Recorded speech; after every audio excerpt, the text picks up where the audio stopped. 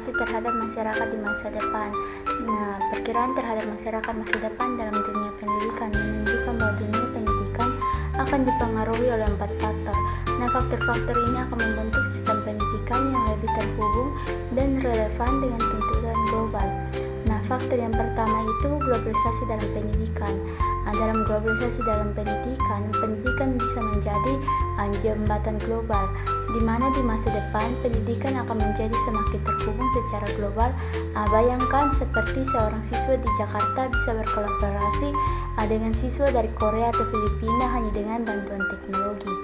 Yang kedua itu standar pendidikan yang serupa di seluruh dunia, di mana dengan globalisasi standar pendidikan di berbagai negara akan semakin seragam. Yang ketiga, persaingan dalam pendidikan global, di mana globalisasi juga membawa tantangan yaitu persaingan. Di masa depan, kualitas pendidikan akan menjadi tolak ukur kesuksesan negara dalam persaingan global. Faktor yang kedua itu perkembangan ilmu pengetahuan dan teknologi atau ITEK. Dalam perkembangan ilmu pengetahuan dan teknologi ini, yang pertama teknologi pembelajaran berbasis AI, di mana AI akan semakin mendominasi dunia pendidikan. Nah, yang kedua itu big data dalam meningkatkan pembelajaran. Data besar akan digunakan untuk memahami bagaimana siswa belajar. Dengan data ini, guru dapat mengetahui siswa mana yang membutuhkan lebih banyak bimbingan dan materi apa yang perlu diperdalam. Yang ketiga itu kursus online terbuka untuk semua, di mana pembelajaran online akan semakin populer, terutama melalui MOOC atau Movies Open Online Course, di mana siswa dari manapun bisa belajar dari universitas ternama tanpa harus ke negara tersebut. Nah, faktor yang ketiga itu arus komunikasi. Dalam arus komunikasi itu ada akses informasi yang mudah, di mana di masa depan tidak akan ada lagi kendala akses terhadap informasi. Dengan internet yang semakin cepat dan mudah dijangkau, siswa dari pelosok manapun bisa mengakses sumber belajar yang sama dengan mereka yang tinggal di kota besar. Nah, yang kedua itu kolaborasi global dalam proyek pendidikan, di mana perkembangan komunikasi memungkinkan siswa di berbagai negara bekerja sama dalam proyek-proyek global. Nah, faktor yang ketiga itu peningkatan kebutuhan tenaga profesional. Dalam peningkatan kebutuhan tenaga profesional ini ada pendidikan berbasis keterampilan nyata, di mana di masa depan dunia kerja akan lebih menuntut keterampilan praktis daripada sekedar pengetahuan teoritis. Nah, yang kedua itu keterampilan lintas disiplin, di mana masyarakat masa depan akan menuntut pekerjaan yang mampu memahami dan bekerja di berbagai bidang. Nah, yang ketiga itu pendidikan vokasional yang lebih terhubung dengan industri. Pendidikan vokasional adalah suatu bentuk pendidikan tinggi yang berfokus untuk membekali mahasiswa dengan keterampilan dan pengetahuan praktis yang dapat diterapkan secara langsung pada pekerjaan atau industri tertentu. Adapun upaya mengantisipasi terhadap masyarakat masa depan dalam bidang pendidikan. Nah, yang pertama itu penerapan teknologi dan digitalisasi dalam pendidikan. Ini merupakan langkah penting untuk menciptakan sistem pendidikan yang lebih efektif, inklusif, dan relevan dengan kebutuhan abad 21. Dengan memanfaatkan AI, pembelajaran dapat disesuaikan dengan memenuhi kebutuhan individu serta memberikan akses yang lebih luas melalui model pembelajaran jarak jauh dan hybrid. Yang kedua, reformasi kurikulum untuk menekankan untuk keterampilan abad 21, di mana reformasi kurikulum ini menekankan berpikir kritis, pembelajaran berbasis proyek, dan integrasi STEM atau STEM yang mempersiapkan siswa untuk menghadapi tantangan di dunia kerja yang terus berubah. Selain itu, konsep pembelajaran seumur hidup dan sertifikat mikro mendukung individu dalam mengupdate keterampilan mereka secara berkelanjutan. Nah, untuk meningkatkan akses dan inklusivitas ini sangat penting untuk mengatasi kesenjangan digital dan memastikan pendidikan yang ramah bagi semua siswa, termasuk mereka yang memiliki kebutuhan khusus. Nah, yang terakhir itu kolaborasi antara pendidikan dan dunia kerja. Ini dimana sangat penting untuk memastikan keterampilan yang diajarkan relevan dengan kebutuhan industri, serta memperkuat pendidikan vokasional yang dapat menghasilkan tenaga kerja yang terampil dan siap pakai. Dengan langkah-langkah ini, pendidikan dapat beradaptasi dan berkembang sesuai dengan dinamika masyarakat dan teknologi. Selanjutnya saya akan menjelaskan materi kedua tentang pengertian, fungsi, dan jenis lingkungan pendidikan. Nah, di sini saya akan menjelaskan duluan apa itu pengertian lingkungan pendidikan. Jadi, pendidikan merupakan suatu proses yang kompleks, melibatkan berbagai pihak, khususnya keluarga, sekolah, dan masyarakat sebagai lingkungan pendidikan yang dikenal sebagai tripusat pendidikan. Nah, lingkungan itu sendiri merupakan salah satu unsur atau komponen pendidikan. Nah, jadi lingkungan pendidikan adalah segala sesuatu yang berada di sekitar proses pendidikan dan berpengaruh terhadap pengembangan peserta didik. Lingkungan ini mencangkup seluruh aspek yang dapat mendukung atau mempengaruhi proses belajar, baik secara langsung maupun tidak langsung. Selanjutnya yaitu fungsi lingkungan pendidikan. Lingkungan pendidikan memiliki peran penting dalam menciptakan proses belajar yang positif.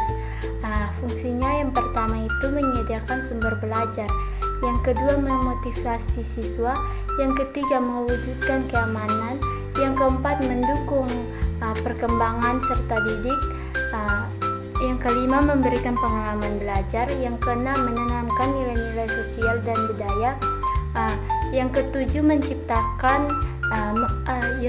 itu mempersiapkan peserta didik menghadapi kehidupan, yang kedelapan mendorong kreativitas dan inovasi, yang kesembilan mengoptimalkan interaksi guru dan siswa, yang ke-10 meningkatkan motivasi belajar, dan yang terakhir memfasilitasi pembelajaran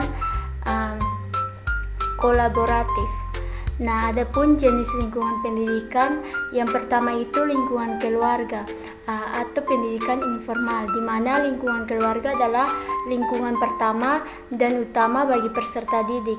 Keluarga memberikan pendidikan yang bersifat informal, di mana anak-anak belajar melalui interaksi sehari-hari dengan orang tua atau anggota keluarga lainnya. Pendidikan ini meliputi pembentukan karakter, moral, dan nilai-nilai dasar. Nah, yang kedua itu lingkungan sekolah atau pendidikan formal, di mana lingkungan sekolah adalah tempat pendidikan formal yang terstruktur dan sistematis, di mana peserta didik bisa belajar melalui kurikulum yang telah ditetapkan oleh pemerintah atau lembaga pendidikan terkait. Nah, yang ketiga itu lingkungan masyarakat atau pendidikan non formal, di mana lingkungan masyarakat adalah tempat di mana peserta didik belajar dari interaksi sosial dan kegiatan-kegiatan yang ada di masyarakat. Pendidikan non formal bersifat fleksibel dan biasanya tidak terikat dengan aturan atau kurikulum yang ketat seperti di sekolah. Nah, yang keempat itu lingkungan virtual, di mana lingkungan virtual ini juga memegang peran penting dalam pendidikan. Dengan adanya teknologi internet, siswa dapat mengakses berbagai informasi sumber belajar dengan secara online. Yang kelima lingkungan alam, di mana lingkungan alam juga dapat menjadi lingkungan pendidikan yang penting. Melalui kegiatan di alam terbuka, siswa dapat belajar tentang lingkungan hidup dan memperoleh pengalaman yang berharga. Selanjutnya saya akan menjelaskan materi ketiga dari kelompok 3 tentang aliran-aliran pendidikan. Nah, di sini ada aliran klasik dan gerakan baru dalam pendidikan. Nah, di sini saya akan menjelaskan duluan aliran-aliran klasik dalam pendidikan dan pengaruhnya terhadap pemikiran pendidikan di Indonesia. Jadi aliran-aliran klasik ini yang pertama itu aliran empirisme, di mana dalam pendidikan aliran ini menekankan pentingnya pengalaman sebagai sumber pengetahuan dan pembentukan karakter. Dalam aliran ini peserta didik dianggap sebagai pihak yang sangat penting dan perlu dipahami dengan baik. Nah, yang kedua itu aliran nativisme. Aliran ini berpendapat bahwa perkembangan manusia ditentukan oleh faktor bawaan sejak lahir. Aliran ini juga menyatakan bahwa pendidikan tidak dapat mengubah sifat-sifat pembawaan tersebut. Nah, aliran yang ketiga ini naturalisme. Nah, ini berpendapat bahwa semua anak yang baru dilahirkan mempunyai pembawaan baik dan tidak satupun dengan pembawaan buruk. Namun pembawaan baik ini akan menjadi rusak karena pengaruh lingkungan, sehingga naturalisme sering pula disebut negativisme. Nah, sebaliknya pendidik membiarkan anak berkembang sesuai dengan pembawaan sejak lahir dan proses pendidikan diserahkan saja pada alam.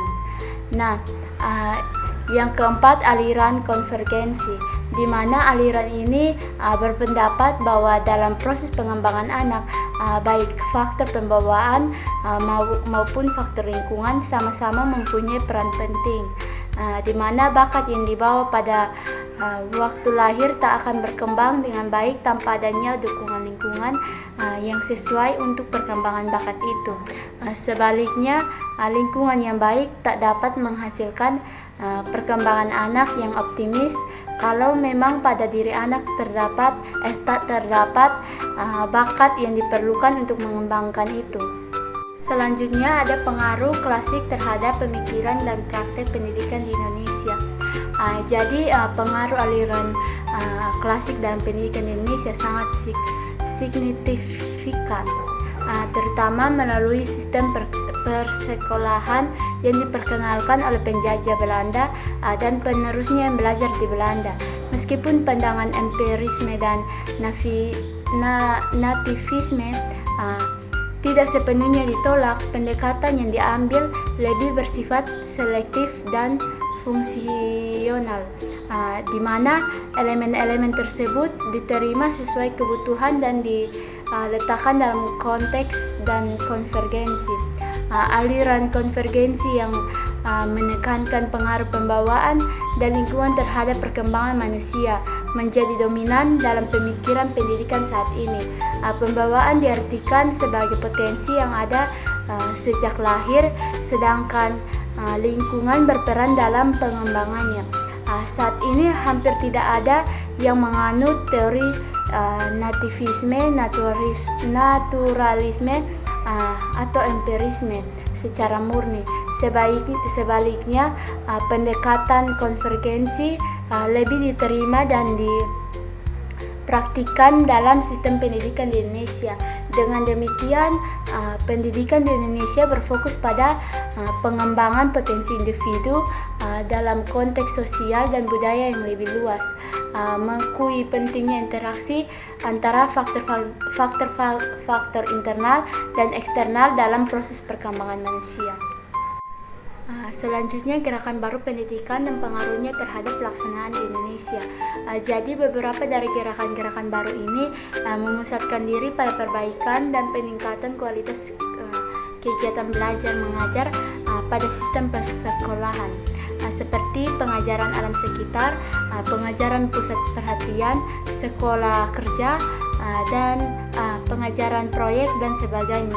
Jadi sini saya akan menjelaskan yang pertama itu pengajaran alam sekitar, di mana perintis gerakan ini adalah Fr.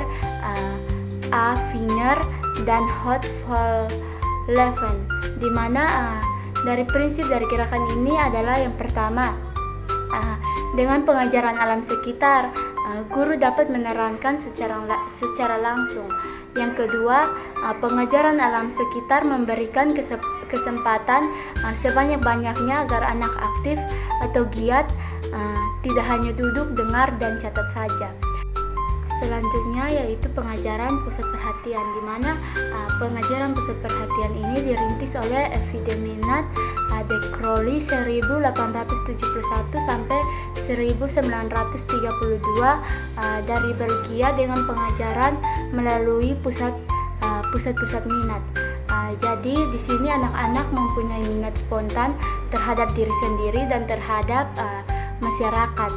Di sini kita dapat membedakan menjadi yang pertama itu minat terhadap diri sendiri, di mana harus ada dorongan mempertahankan diri, dorongan mencari makan dan minum, dan dorongan memelihara diri sendiri. Sedangkan minat terhadap masyarakat yang pertama itu dorongan sibuk bermain-main dan dorongan meniru orang lain. Dorongan-dorongan inilah yang digunakan sebagai pusat minat. Dan yang ketiga, sekolah kerja, di mana sekolah kerja dapat dipandang sebagai trik kulminasi dari pandangan-pandangan yang mementingkan pendidikan keterampilan dalam pendidikan.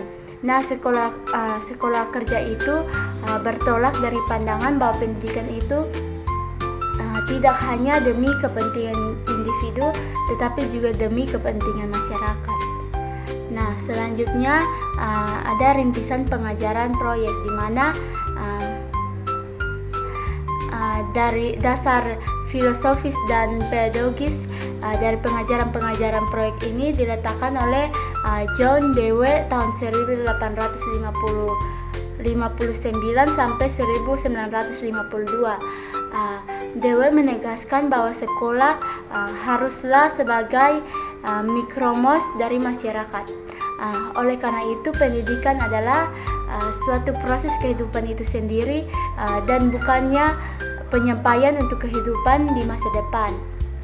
Nah, selanjutnya pengaruh gerakan baru dalam pendidikan terhadap penyelenggaraan pendidikan di Indonesia. Jadi, gerakan baru dalam pendidikan tersebut berkaitan dengan kegiatan belajar mengajar di sekolah.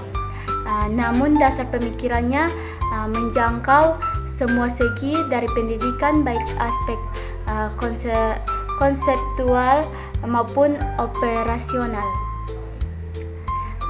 Kajian tentang pemikiran-pemikiran ini, pendidikan pada masa lalu akan sangat bermanfaat untuk memperluas pemahaman tentang seluk-seluk pendidikan serta memupuk wawasan historis dari setiap keputusan dan tindakan di bidang pendidikan. Ya, ini termasuk di bidang pembelajaran yang akan membawa dampak bukan hanya pada kini tapi juga pada masa depan. Selanjutnya, dua aliran pokok pendidikan di Indonesia. Jadi aliran pokok pendidikan di Indonesia ini ada dua, yaitu perguruan kebangsaan taman siswa dan ruang pendidikan INS Kayu Tanam, di mana kedua aliran ini dipandang sebagai suatu tonggak pemikiran tentang pendidikan di Indonesia. Jadi di sini saya akan menjelaskan yang pertama itu perguruan kebangsaan taman siswa, di mana ini didirikan oleh Ki Hajar Dewantara yang pada tanggal 3 Juli 1932 di Yogyakarta, yakni dalam bentuk yayasan. Selanjutnya mulai didirikan Taman Indria dan Taman Dewasa. Nah, di dalam perguruan kebangsaan taman siswa ini ada asas dan tujuan dari taman siswa itu. Perguruan kebangsaan taman siswa ini mempunyai 7 asas perjuangan untuk menghadapi kolonial Belanda.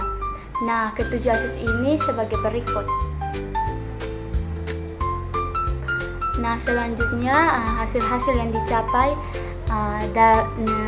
prinsip dasar dalam sekolah atau pendidikan taman siswa yang menjadi pedoman bagi seluruh guru dikenal sebagai Patrap Triloka, di mana konsep ini dikembangkan oleh Sumardi setelah ia mempelajari sistem pendidikan progresif yang diperkenalkan oleh Maria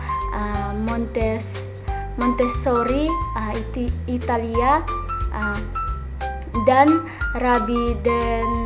Rabindranath Tagore dari India atau Begala, di mana Triloka ini memiliki unsur-unsur dalam bahasa Jawa, yaitu yang pertama Ingarsa Sung Talada, yang artinya yang di depan memberikan teladan atau contoh.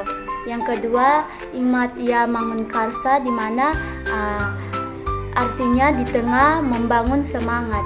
Yang ketiga Tuturi Handayani, yang artinya dari belakang mendukung. Nah, ketiga prinsip ini hingga saat ini masih tetap menjadi panduan dan pedoman dalam dunia pendidikan di Indonesia. Selanjutnya ruang pendidikan INS Kayu Tanam, di mana ini didirikan pada tanggal 31 Oktober 1926 di Indonesia, Nederlandse School, didirikan di Kayu Tanam, Sumatera Barat. Awalnya dipimpin bapaknya dan lalu diambil alih oleh Mojafei, dan jumlah murid pertama kali adalah 75 murid. Nah, dalam ruangan pendidikan INKS ini ada asas dan tujuan ruang pendidikan INS Kayu Tanam. Yang pertama, berpikir logis dan rasional. Yang kedua, keaktifan atau kegiatan. Yang ketiga, pendidikan masyarakat. Yang keempat, memperhatikan pembawaan anak. Dan yang terakhir itu menentang intelektualisme. Dan selanjutnya ada pun hasil-hasil yang dicapai ruang pendidik INS Kayu Tanam. Yang pertama itu menciptakan sumber daya manusia yang kompeten dan memiliki keterampilan atau kerajinan guna menjadi seorang pendidik yang profesional. Yang kedua itu menciptakan beberapa jenjang pendidikan. Yang ketiga menerbitkan beberapa majalah dan buku dalam rangka menuntaskan buta huruf, askara, dan angka. Yang keempat, memberikan penyegaran dan dinamisasi seiring perkembangan masyarakat dan iptek. Di mana upaya-upaya di atas dilakukan dalam kerangka perkembangan Sikdiknas sebagai bagian dari usaha mewujudkan cita-cita ruang pendidikan INS, yakni mencerdaskan seluruh rakyat Indonesia. Selanjutnya saya akan menjelaskan materi yang keempat dari kelompok 4 tentang permasalahan pendidikan. Nah, di sini saya akan menjelaskan jenis permasalahan pokok pendidikan. Nah, ada 4 masalah pokok pendidikan yang telah menjadi kesepakatan nasional yang perlu diprioritaskan penanggulangannya. Nah, 4 masalah ini yang dimaksud, yang pertama masalah pemerataan pendidikan, di mana masalah pemerataan pendidikan adalah personal, bagaimana sistem pendidikan dapat menyediakan kesempatan yang seluas-luasnya kepada seluruh warga negara untuk memperoleh pendidikan, sehingga pendidikan itu sendiri menjadi wahana bagi pembangunan sumber daya manusia untuk menunjang pembangunan. Nah, yang kedua itu masalah mutu pendidikan, di mana mutu pendidikan dipermasalahkan jika hasil pendidikan belum mencapai taraf seperti yang diharapkan. Nah, penetapan mutu hasil pendidikan ini pertama dilakukan oleh lembaga penghasil sebagai produsen tenaga terhadap calon luaran dengan sistem sertifikasi. Nah, selanjutnya jika luaran tersebut terjun ke lapangan kerja, penilaian dilakukan oleh lembaga pemakai sebagai konsumen tenaga dengan sistem tes untuk kerja.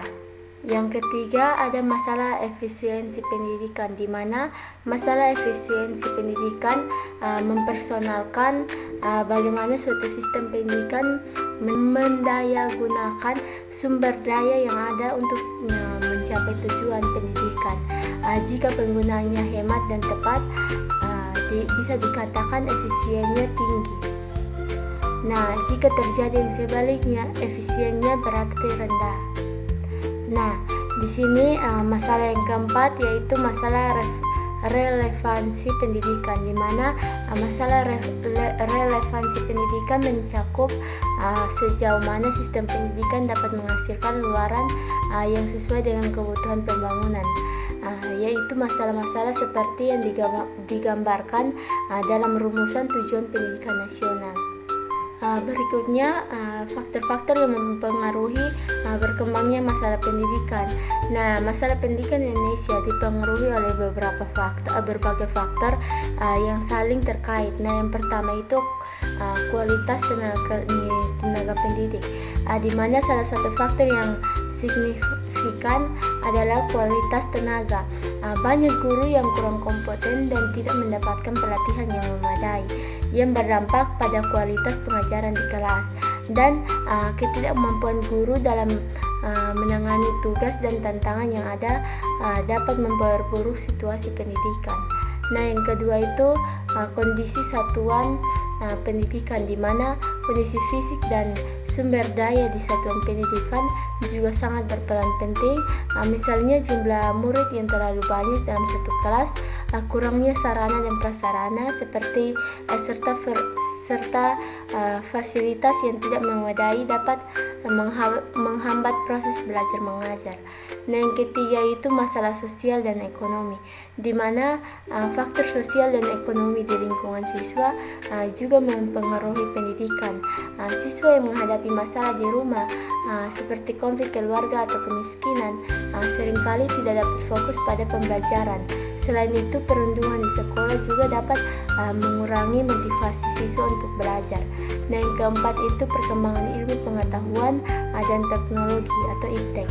Perkembangan iptek ini yang secara juga membawa tantangan baru dalam pendidikan, di mana materi yang diajarkan dalam kurikulum seringkali tidak sesuai dengan kebutuhan dan perkembangan zaman, sehingga siswa tidak mendapatkan pendidikan yang relevan. Nah, yang selanjutnya laju pertumbuhan penduduk, di mana laju pertumbuhan penduduk yang tinggi dapat menyebabkan tekanan pada sistem pendidikan. Dengan jumlah yang terus meningkat, sistem pendidikan seringkali tidak dapat menimbangi kebutuhan akan fasilitas dan tenaga pengajar yang memadai. Nah, yang terakhir itu ketidakfokusan peserta didik, di mana siswa dalam proses pembelajaran tidak fokus, dan yang ini bisa disebabkan oleh beberapa faktor termasuk masalah pribadi atau lingkungan, dan juga menjadi salah satu penyebab berkembangnya masalah pendidikan. Selanjutnya saya akan menjelaskan materi dari kelompok 5, yaitu sistem pendidikan nasional. Nah, sistem pendidikan nasional adalah suatu keseluruhan yang terpadu dari semua satuan pendidikan dan kegiatan pendidikan yang berkaitan dengan yang lainnya untuk mengusahakan tercapainya tujuan pendidikan nasional. Nah, ada macam dan pengelolaan jalur pendidikan. Nah, yang pertama itu jalur pendidikan. Terdapat beberapa jalur pendidikan dalam sistem pendidikan nasional. Yang pertama itu pendidikan formal, di mana pendidikan formal adalah jalur pendidikan yang terstruktur dan berjenjang. Ini mencakup pendidikan dasar, pendidikan menengah, dan pendidikan tinggi. Yang kedua, pendidikan non-formal. Pendidikan non-formal merupakan jalur pendidikan di luar pendidikan formal yang dapat dilaksanakan secara terstruktur dan berjenjang. Contohnya kursus, pelatihan, atau program pendidikan keterampilan. Nah, yang ketiga itu pendidikan informal. Pendidikan ini berlangsung dalam keluarga dan lingkungan. Contohnya pendidikan oleh orang tua di rumah. Nah, adapun macam-macam pendidikan yang ada. Yang pertama itu pendidikan umum. Pendidikan umum ini berfokus pada perluasan pengetahuan dan bertujuan untuk melanjutkan ke jenjang pendidikan yang lebih tinggi. Contohnya SD, SMP, dan SMA.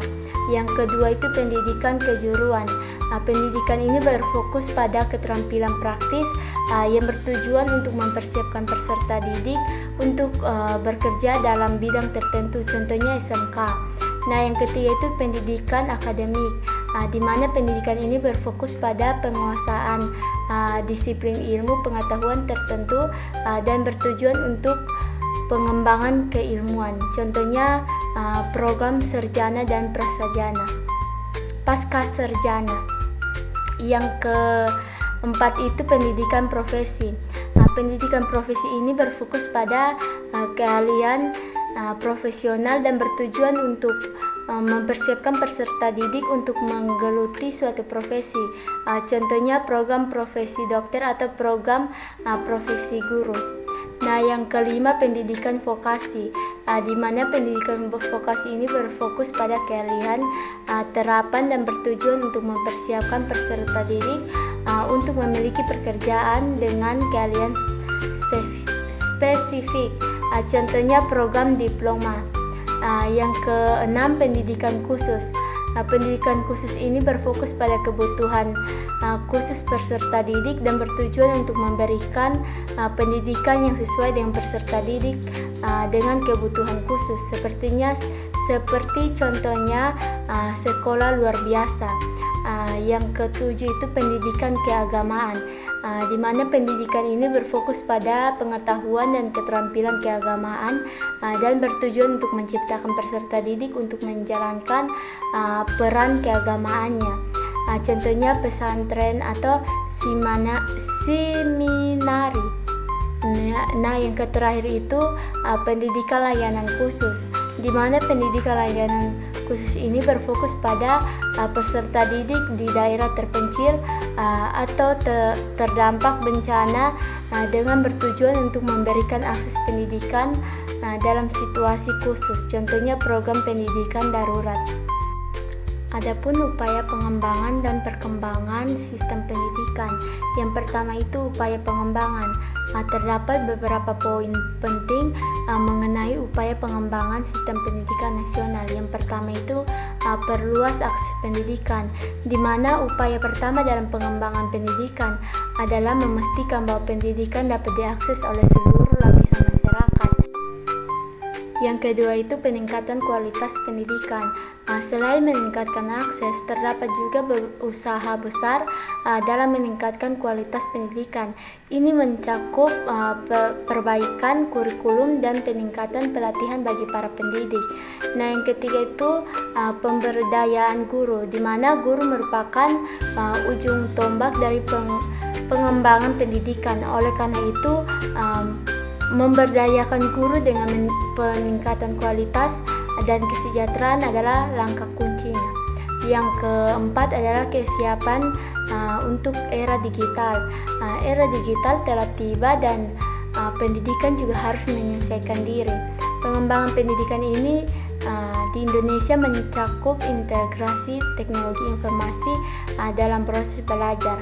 Yang kelima, pendidikan vokasi dan kejuruan, di mana selain pendidikan formal, pendidikan vokasi dan kejuruan juga merupakan juga mendapatkan perhatian lebih besar. Hal ini bertujuan untuk melahirkan lulusan yang siap terjun langsung ke dunia kerja.